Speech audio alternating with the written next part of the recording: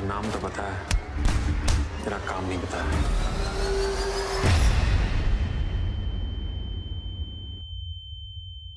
Hi Imran. Hi.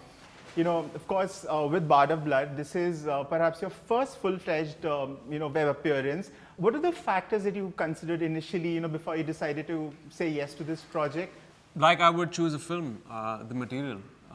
It was very important to have a great story, and see who's backing it, to see how that would translate on screen. Right. I have become kind of a Netflix fanboy. 3 years back, I started consuming a lot of shows, and it's my go-to app.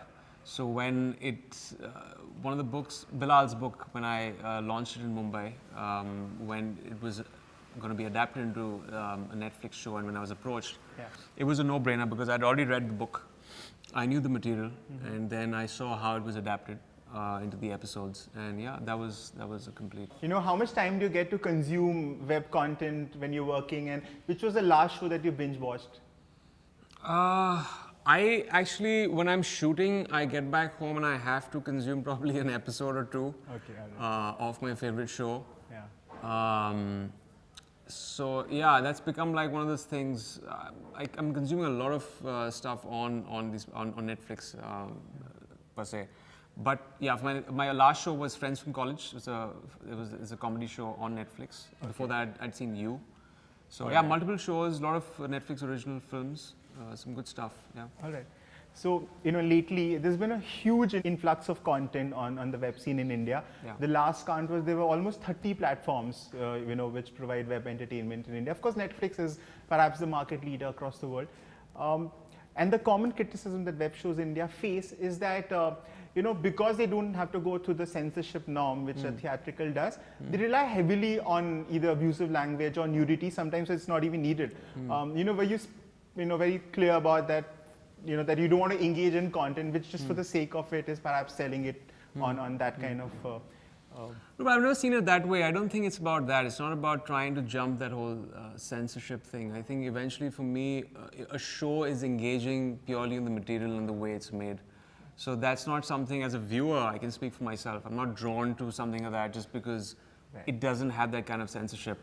I think that's not what I see in a show when I get in. So yeah. You've been shooting here in Rajasthan for the last few weeks. And I believe it's like a non-stop schedule. We're just shooting sort of every day. It feels like a year. Yeah, all right. So what kind of special prep went into your character? Did you have to go through a special diction of, the kind of language that you speak in the film? Not for me so much. There's this word in Balochistan where the Balochis are speaking that they have a certain lingo. They have trained more for that with a dialect coach. Right. For me, it's Hindi and English. For the training, of course, obviously being physically fit, because every episode has its own, like there's an action set piece, and it's very elaborate through and through the show. And for me, it's just learning the lines and turning up on set and just kind of letting the character evolve. And because I'd read the book back then I read the episodes, I kind of knew how to play Kabir Anand. But then it gets clearer when you're on the film set and you're in discussions with the writers, with the director, and the character evolves as you go.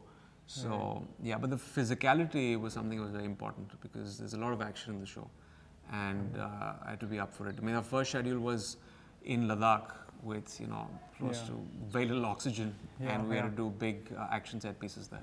So that was testing but fun. The espionage zone in this genre of films, it's not something we've not seen before. Hollywood has done it. Yeah. In fact, Indian cinema has also covered that bit. And a lot of them even made on a large scale with a lot of action sequences put in. Do you think it's harder to surprise the audience, considering they've really seen a lot of it in the past?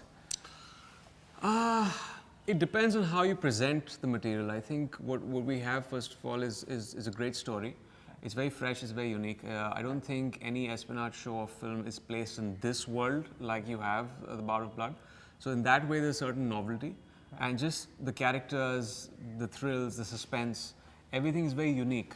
So, I mean, on the external, it might seem like, yes, there's so much of stuff. But, I mean, on the flip side, there have not been too many spy films in India.